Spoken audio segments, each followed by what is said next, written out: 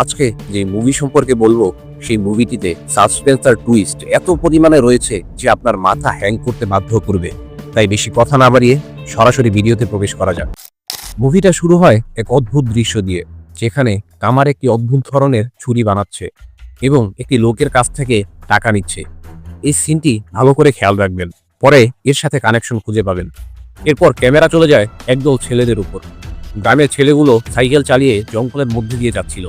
হঠাৎ তারা একটি পরিত্যক্ত গাড়ি দেখতে পায় এবং তাদের মধ্যে একজন ছেলে একটি ফোন খুঁজে পায়।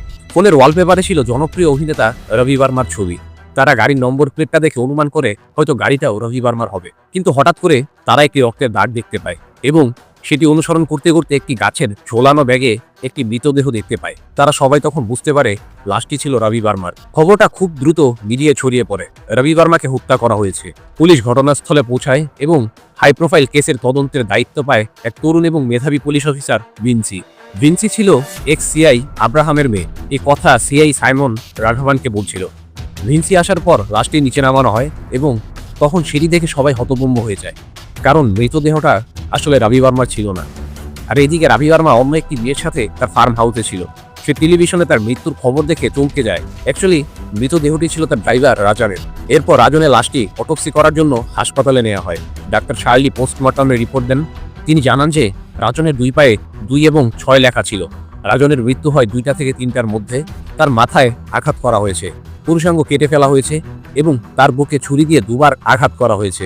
তবে সবচেয়ে অবাক করা তথ্য ছিল ছুরি লাগার কারণে তার মৃত্যু হয়নি। তার মৃত্যু হয়েছে হার্ট অ্যাটাকের কারণে এবং মৃত্যুর পরেই তার শরীরে চাকু দিয়ে আঘাত করা হয়। ফরেনসিক থেকে আরও জানায় রবির গাড়িতে 3 জনের ফিঙ্গারপ্রিন্ট পাওয়া যায়, যার মধ্যে রবি বর্মা, তার ড্রাইভার এবং আরেকটি ছিল 30 বছর বয়সী মেয়ের। এছাড়া গাড়ির ভেতরে পাওয়া পায়ের ছাপ থেকে বোঝা যায় যে 8 সাইজের একটি লেডিস স্যান্ডেলের ছাপও ছিল। তারপর পুলিশের কাছে রবি বর্মার এমন একটি ভয়েস রেকর্ডিং আসে যেটা শুনে পুলিশের সন্দেহ রবি বর্মা এবং ওই মেয়েটির ওপর চলে যায়। পুলিশ তারপর রবি বর্মার কাছে যায় ইন্টারোগেশনের জন্য এবং জিজ্ঞেস করে তার ড্রাইভার রাজনের সাথে তার কিভাবে পরিচয়। সে বলে তার ওয়াইফের পরিচিত এক পাদ্রী সুপারিশ করে এবং সেজন্য তাকে চাকরিতে রাখে। এরপর তার বিরুদ্ধে কোনো সন্দেহজনক অভিযোগ না পাওয়া গেলে পুলিশরা সেখান থেকে চলে আসে। ভিনসির বাবা ম্যাথু আব্রাহাম, যিনি একজন অবসরপ্রাপ্ত সার্কেল ইন্সপেক্টর, টিভিতে এই খবর দেখছিলেন। ভিনসির সন্দেহ হয় যে তার বাবা আব্রাহাম এই ঘটনার সাথে জড়িত থাকতে পারে। তার কারণ ছিল তাদের জটিল পারিবারিক সম্পর্ক। ভিনসির মা মারা যাওয়ার পর সে আব্রাহামকে ছেড়ে চলে গিয়েছিল। ভিনসির ধারণা ছিল যে আব্রাহাম তার মাকে খুন করেছে সুজেনকে বিয়ে করার জন্য। সুজেনের স্বামীকেও আব্রাহামই খুন করিয়েছে। কিন্তু আব্রাহাম সুজেনকে বিয়ে করেছিল ভিনসি এবং মাইকেলের কথা ভেবে। মাইকেলের বাবা আব্রাহামের সোর্স হিসেবে কাজ করতে গিয়ে মারা যায়। তাই আব্রাহাম মাইকেলকে নিজের সন্তানের মতো বড় করেছে এবং মাইকেল ওই সব ঘটনা জানে। তারপর আমরা দেখতে পাই একটি গির্জার সিন, যেখানে ভিনসির বাবা আব্রাহাম এবং তার সৎমা ও ভাই প্রার্থনার জন্য এসেছে, কারণ আজকে আব্রাহামের প্রথম স্ত্রী ন্যান্সি এর মৃত্যুবার্ষিকী। তারপর সে তার পুরনো জীবনের কথা ভাবতে থাকে। ন্যান্সি কিভাবে তার জীবনে এসেছে, তার মেয়ে ভিনসি এর সাথে তার খুশির মুহূর্ত, এই সব কিছুই ভাবতে থাকে। তারপর ভাবতে ভাবতে সে এক পুরনো বাড়িতে চলে যায় এবং সে ভয়াবহ অতীতের কথা মনে করতে থাকে, যেখানে আব্রাহাম চাকো নামের এক সিরিয়াল কিলারকে ধরার জন্য একটি পুরনো বাড়িতে গিয়েছিল, যে নাকি একা 12 জনকে খুন করেছিল। আর সেখানে চাকো একজনকে টর্চার করছিল এবং আব্রাহাম তাকে বাঁচাতে যায়, কিন্তু চাকো আব্রাহামের হাতে 2 মাথার শিং জাতীয় ছুরি দিয়ে আঘাত করে পালিয়ে যেতে থাকে। কিন্তু পুলিশ টিম তাকে ধরে ফেলে এবং ছুরিটি একটি গাছের ছিদ্র দিয়ে নিচে পড়ে যায়। আব্রাহাম চাকোর বিরুদ্ধে প্রমাণ হিসেবে একটি নকল ছুরি আদালতে পেশ করেছিল, কারণ আসল ছুরিটি খুঁজে পাওয়া যায়নি। প্রমাণের অভাবে চাকোকে সাধারণ কারাদণ্ড দেওয়া হয়েছিল, তাকে ফাঁসি দেওয়া যায়নি। এরপর দেখতে পাই ভিনসি তার হাজবেন্ডের সাথে বাড়ি চলে যায় এবং রাত 4:30টায় সাবু নামক ইন্সপেক্টর ভিনসিকে ইমার্জেন্সি বলে নিয়ে যায়। এক 2 মাথার চাকু উদ্ধার করে একটি পানির কুয়া থেকে। তারপর তারা জানতে পারে এই চাকুটি ছিল কুখ্যাত সিরিয়াল কিলার চাকর। তখন চাকু রিলেটেড সব ফাইল আনতে বললে সাবু বলে আগুন লাগে সব ফাইল পুড়ে গিয়েছে, কিন্তু সে কিছুদিন আগেই সে জেল থেকে ছাড়া পেয়েছে। আর চাকর জেল থেকে ছাড়া পাওয়ার পরেই রাজনের খুন হয়। সবাই সন্দেহ করে এই খুনটি চাকুই করেছে এবং এই কেসে সাহায্য করার জন্য আরেকজনকে আনা হয়েছে, সেটা হলো আব্রাহাম, কারণ সে এর আগেও চাকর কেস ইনভেস্টিগেট করেছিল। কিন্তু এই কথাটা ভিনসি জানতো না, তাই সে তার বাবাকে দেখে রেগে যায় পুরনো ঘটনার জন্য। এরপর ভিনসি তার বাবাকে বলে এইসব ফাইলে সব ডিটেলস দেওয়া আছে, তুমি চাইলে দেখে নিও, এবং এই খুন চাকই করেছে। কিন্তু আব্রাহাম অস্বীকার করে যে এই খুন চাকো করেনি এবং এই ছুরি চাকর না। পরবর্তী দৃশ্যে সিআই সাইমন ভিনসিকে জানায় সেন্ট্রাল জেলে সাজা কাটানোর সময় চাকর সাথে দেখা করতে আয়েশা ফাতিমা নামের এক মেয়ে 3 বার জেলে এসেছিল এবং আব্রাহামও 8 বার এসেছিল। চাকো জেল থেকে বের হওয়ার আগের দিন আব্রাহাম তার সাথে দেখা করে। তারপর সিআই সাইমন তার মৃত বন্ধুর পরিবারের সাথে দেখা করতে ট্রিভেন্ডারাম যায় এবং সেখান থেকে সে কিডন্যাপ হয়ে যায়। ঘটনাস্থলে ভিনসি সহ পুলিশ টিম আসে এবং ভিনসি রাঘাভানকে জিজ্ঞেস করতে বলে তার বাবা কোথায়, এবং তখন তারা জানতে পারে সেও ট্রিভেন্ডারামের মধ্যেই রয়েছে। পরদিন সাইমনের লাশ একটি ময়লার স্তূপের মধ্যে পাওয়া যায় এবং রাজনকে যেভাবে হত্যা করা হয়েছিল ঠিক সেই প্যাটার্নেই তাকে হত্যা করা হয়েছে এবং তার পায়ে ৮ লেখা ছিল। ডক্টর শার্লি এবং সবাই সন্দেহ করে এই খুনটিও চাকুই করেছে। আব্রাহাম ঘটনাস্থলে উপস্থিত ছিলেন এবং ডক্টর শার্লিকে দেখতে পেয়ে জিজ্ঞেস করেন, আপনাকে কি সিরিয়াল কিলার চাকর কথা ভিনসি বলেছে? তখন সে হ্যাঁ বলে এবং সে আরও বলে পুরনো ফাইল পড়ে সে জানতে পারে এটা চাকর কাজ। তারপর আব্রাহাম তার এক পুরনো বন্ধু রামানের সাথে দেখা করতে চায় এবং ছুরির ছবি দেখিয়ে চাকর ব্যাপারে জিজ্ঞেস করে যে এটি কার ছুরি। রামান জানতে চায় কেন সে অনেস্ট পুলিশ হবার পরেও চাকর বিরুদ্ধে মিথ্যা প্রমাণ পেশ করেছিল। তারপর সে বিস্তারিত বলতে থাকে। যখন সে পুরনো বাড়িতে চাকোকে ধরতে যায় তখন তার সাথে তার স্ত্রী ন্যান্সিও ছিল এবং সেখানে চাকো তার স্ত্রীকে মেরে ফেলে। তাই তার একটাই লক্ষ্য ছিল চাকোকে শাস্তি দেয়া। তাই আসল ছুরিটি না পাওয়ায় সে নকল ছুরি পেশ করে এবং যার কারণে সে সাসপেন্ড হয়।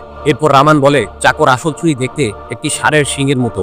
এটা বলার সাথে সাথে আব্রাহাম পকেট থেকে ওই ছুরিটি বের করে, যেটি আমরা প্রথম দৃশ্যে দেখেছিলাম। সে বলে এটি একটি নকল ছুরি, কিন্তু সে আসল ছুরিটি খুঁজছে। তারপর রামান তাকে একটি ফাইল দেয় যেখানে চাকর ব্যাপারে রিসার্চ করা তথ্য রয়েছে। তারপর ডক্টর শার্লির বাড়ির দৃশ্য দেখানো হয়, কিন্তু কে যেন তার বাড়িতে ঢুকে পড়েছিল। তাই সে ভিনসিকে ফোন দেয়।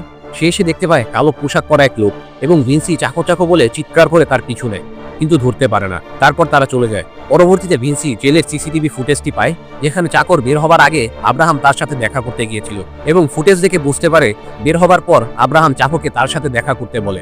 এটা শুনে ভিনসি তার বাবার সাথে দেখা করতে যায়, কিন্তু সেখানে গিয়ে 2 মাথার শিংওয়ালা ছুরি দিয়ে ভরা একটি ড্রয়ার দেখতে পায় এবং চাকো রিলেটেড অসংখ্য নথিপত্র দিয়ে চাকর একটি প্রতিচ্ছবি তৈরি করা। আর ঠিক তখনই চাকর আসল ছবি ভিনসিকে সাবু পাঠায়। ভিনসি তার বাবাকে জিজ্ঞেস করে তার সাথে চাকর কোনো সম্পর্ক আছে কিনা, আর যাবার সময় সে বলে যায় সে প্রেগনেন্ট এবং আব্রাহাম নানা হতে যাচ্ছে।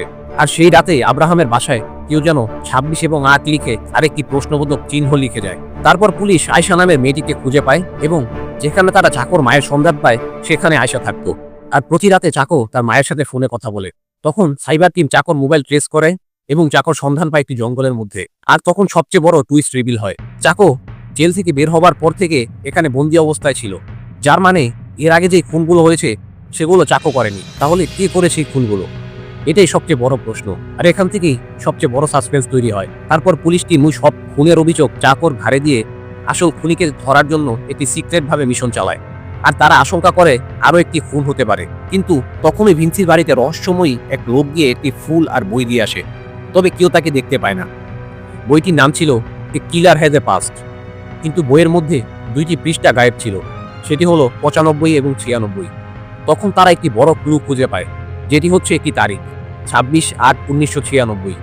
তারপর আরেকটি খুন হয়, যিনি হলেন ডক্টর নালিনীর হাজবেন্ড, অর্থাৎ the killer has a past ওই বইটির লেখকের হাজবেন্ড, যার নাম অ্যাডভোকেট জয়শঙ্কর, যাকে গাড়িতে পুড়িয়ে মারা হয়। এরপর মাইকেল পুলিমালা সরকারি স্কুলের 84 ব্যাচের পুরনো ছবি নিয়ে আসে আর আব্রাহামকে দেখায় যে ছবিতে সাইমন, বেনিটা, ইন্দিরা এবং আরও কয়েকজন। সেখান থেকে একটি নতুন লিড পাওয়া যায় এবং তারা সাইমনের খোঁজে তার গ্রামে যায়। তবে সেখানে গিয়ে তারা জানতে পারে গির্জা থেকে স্বর্ণ চুরি করে সাইমন পালিয়ে যায় আর কখনো আসেনি। সেখানে আব্রাহামের এক পুলিশ বন্ধুর মাধ্যমে আরেকটি ঘটনা জানতে পারে যে ওই দিন 12 বছরের এক ছেলেকেও অ্যারেস্ট করা হয় সেই স্বর্ণ চুরির দায়ে। এরপর ইন্দিরার কাছে যায় এবং জানতে পারে বেনিটা এবং সাইমনের পুরনো অতীত ছিল, তবে বেনিটার পরিবার তা মেনে নেয়নি এবং তাকে লন্ডনে পাঠিয়ে দেয়। সে আরও জানতে পারে বেনিটা লন্ডনে যাওয়ার আগে তার বাবা, মা সবাই মারা যায় এবং তার ভাই 2 সপ্তাহ আগে মারা যায়, যিনি একজন পাদ্রী ছিলেন। এবং ইন্দিরার কাছ থেকে বেনিটার একটি পুরনো ছবি পাওয়া যায়। তারপর ভিনসি ডক্টর শার্লির সাথে দেখা করতে যায়, কিন্তু তাকে কেউ কিডন্যাপ করে নিয়ে যায়। আর তখন দেখতে পারি কিডন্যাপার আর কেউ না, আব্রাহামের সৎ ছেলে মাইকেল। আর এখান থেকেই আরেকটি টুইস্ট শুরু হয়। এরপর সে পুড়িয়ে ফেলা লাশটি থেকে ভিনসি একটি ব্রেসলেট পায়, যেটি ছিল ডক্টর শার্লির। তবে সে জানতে পারে এই লাশটি অ্যাডভোকেট জয়শঙ্করের না, এটি মর্গ থেকে নেওয়া একটি লাওয়ারিশ লাশ।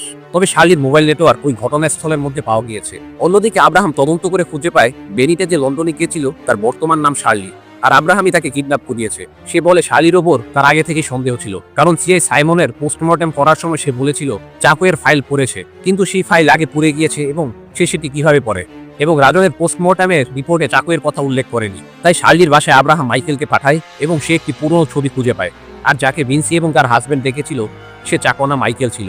এরপর শার্লি সব স্বীকার করে যে এই সব খুন সে প্রতিশোধের জন্য করেছে। তবে কেন এই প্রতিশোধ নিয়েছে সেটা একটু পরেই জানতে পারবেন। কিন্তু পুলিশটা কোনো লিঙ্ক খুঁজে পাচ্ছে না যে তিনজনের মধ্যে শার্লির কি সম্পর্ক। আর তখনই সাবু ফোন দেয় ভিন্সিকে। সে জানায় একটা রবি বার্মার ড্রাইভার এর চাকরি ফাদার বেনেটের সুপারিশে দেওয়া হয়। আরেকটি গুরুত্বপূর্ণ তথ্য পায় যে রাজান সিআই সাইমন এবং অ্যাডভোকেট জয়শঙ্কর তারা 95-96 ব্যাচে একই সাথে পড়াশোনা করেছিল। এরপর ভিন্সি জানতে পারে জয়শঙ্কর জীবিত আছে এবং তার একটি ভিডিও পায় যেখানে সে স্বীকার করে 25 বছর আগে তারা তিনজন সাইমনকে পুড়িয়ে মেরে ফেলে, কারণ ফাদার বেনেটের বোন বেনিটা সাইমনকে পছন্দ করত এবং সাইমন ছিল ছোট জাতের। এরপর ভিন্সি জয়শঙ্করকে খুঁজতে যায় এবং তার লাশ খুঁজে পায়, কিন্তু তখনই কেউ তাকে পেছন থেকে মেরে কিডন্যাপ করে নিয়ে যায়। আর অন্যদিকে আব্রাহাম শিখ ক্রস খুঁজে পায় যেটি সাইমন নিয়ে পালিয়ে গিয়েছিল, তার সাথে তার কঙ্কালও খুঁজে পায়। এগুলো দেখার পর শার্লি আবারও স্বীকার করে যে সব তিনি করেছেন। কিন্তু এখান থেকে আবার নতুন টুইস্ট শুরু হয়।